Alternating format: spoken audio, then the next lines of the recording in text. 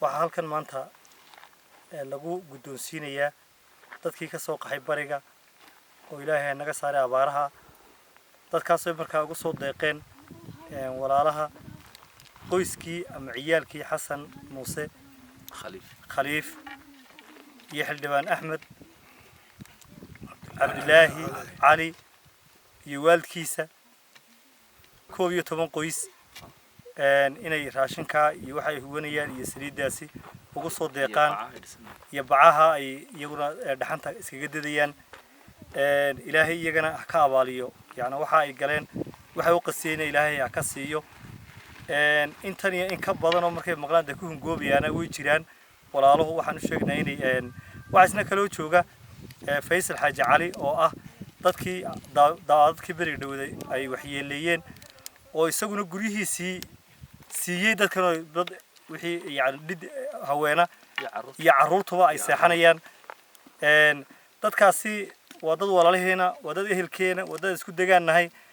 dadku degaan meel la meeshay degeen qof walba wixii hooyay farahu uga qaaday haday biyo tahay waa la ag joogsaday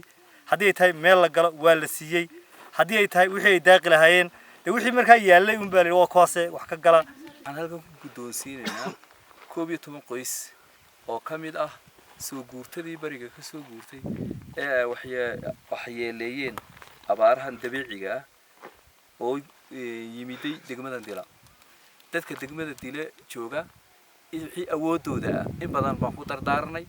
in badan baan kala hadalnay in badan baan ku dhiirinay way qaatay khayr Allah siiyo waxay qaban karayeen way u qabteen deegaanka degmada Dila dadkan waxa dhici karta qaar inay dhibaatooyinku markay dhibaato timaado wuxuun baa kulli dhibaatooyinkan la way soo hoos galaan waxa leenahay dadkaas abaaruhu soo gaadhay iyo dadka lagu soo guuray labaduba inay isku samraan marka ay isku samraan ay isku dul qaataan ee Ilaahay ay baryaan ayaa Ilaahay u naxariisanaya iyagana waxaan Ilaahay uga rajaynaynaa deegaankii ay ka yimaadeen inuu Ilaahay raxmaadka ku siiyo oo ay halkoogii ku noqdaan kuwa halkan joogana si markaas ku naxariisataan buu Ilaahay yiri ayaan idin naxariisanaya kuwana inay u naxariistaan oo wixii ay qaban karayaan u qabtaan marka waxaan halkan ku guddoonsiinayay 11 qoys oo kamid ah qoysaskii soo guurtadaha oo aan u aragnay kolkii aan kormeer ku sameeynay inta ugu liidata ama magaalada kuurkeyga saaran ee loo arko inay dadkii deegaanka u yihiin inay dad kale aan ku soo biirin loo arko oo hareeraha laga marmaray darteed ayaanu keenay 11 qoys raashinkoogii khayr Allah siiyo waxa hormuud ka ahaa oo arinta soo abaabulay khayr Allah siiyo caruurta uu dhalay Xasan Muuse Khaliif oo ka soo diray Ingiriiska waxa kala qayb qaatay anigoo Axmed Cabdilaahi Cali xildhibaan Axmed Cabdilaahi Cali kala tirsan golaha guurtida raashinka 11 qoys oo wixii ay huwanayeen bicihii ay roobka dhaxanta iyo waxa ay ka galayeen iyo cunto muddo yar oo gaaban wadaysa Ilaahay baa horta dadka wax gaarsiin kara Ilaahay baa qofka ku filaan kara laakiin waa kaalmo yar uun waxa ugu baaqaya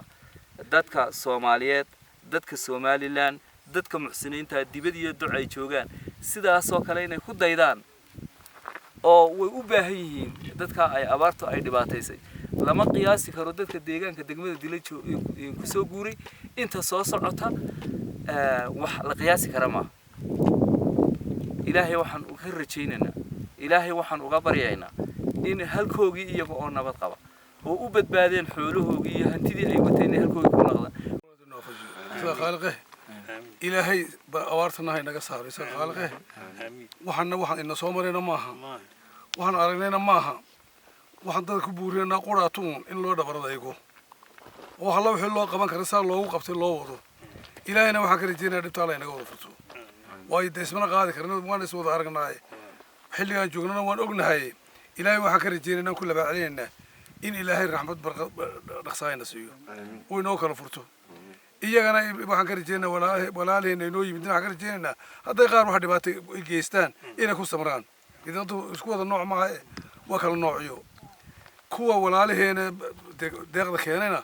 ilaahay baa ka abaal marinay cidaa maanta bixisana waa iyagu ilaahay baa bixiya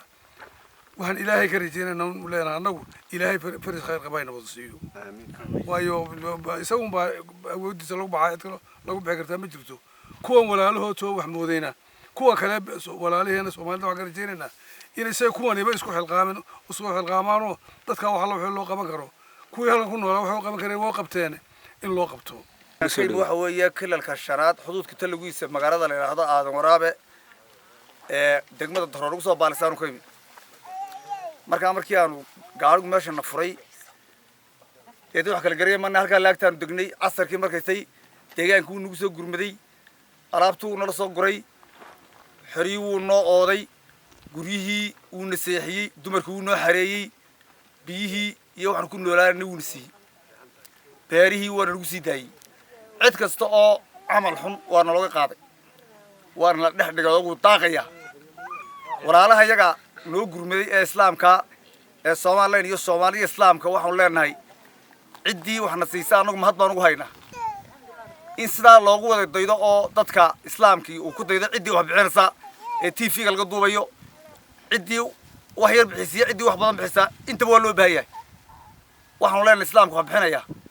sida maanta kabardan lagu duubayo ha lagu daydo qofo wixii uu bixin karayo ha bixiyo ilaahay baa laga helaa walaalaha ayaan ugu abaalka u haynaa gurmud baa dhacay islaamku dhama noo soo gurmuday geedugu saaku u badnaa magaalada dira leeyahay ilaa 600 oo qoys oo ku soo barakacday marka soo yareeyay inta imaka inoo muuqata inta imaka 3-4 shayna dhaaftira wax la qiyaasi karo ma aha ilaa 2,000 oo ruux way soo gashay oo qoxoontiya oo soo barkay waxaan leenahay meesha ugu cajabta badan ee ugu qoxoontiga badan waa magaalada diro in alla inta gaariga waxa lagu joojinay stationka cid baa lagu darayaa beer baa la furayaa cid kasto adkayd oo bal haysay oo cawsaysay faraha lagu qaaday waxaan leenahay islaamka wax bixinaya walaalada noo gurmaday mahad baan ugu haynaa Allah barakeeyo ha lagu daydo islaamku waa ku daydo magacay waxa weeyaan sureer maxamuud waxaan ka yimi meesha bal axmed la yiraaho ayaanu ka soo guurnay dabeeto dadka iyaga iyo walaalaha baan u nimi wayna gacan qabtay si wanaagsan ma noo qabtay sharaf laba noo qabtay si wanaagsan ma noo qabay ilaahay baa mahad leh si uu nolol wanaagsan ayay noo qabteen ilaahay baan ugu mahadnaqay waalahoodii baan noo halgooda noo keenay allahna ha sharfiyo allah ha wanaajiyo waa ducaynaa إلهي عدو قلنا تبي إلهي عدو أنا يدي بركة وحدة يدوي وحاها أنا قناة ماشي فلا إلهي نوقني إن إلهي بارنا ينقل تبي تكاول على هاي النسود ويدي يحاول إنك عن قبتي يدبر نوشد إنك عن قبتي بيان نسيه بات نسيه نسود وين إلهي بركة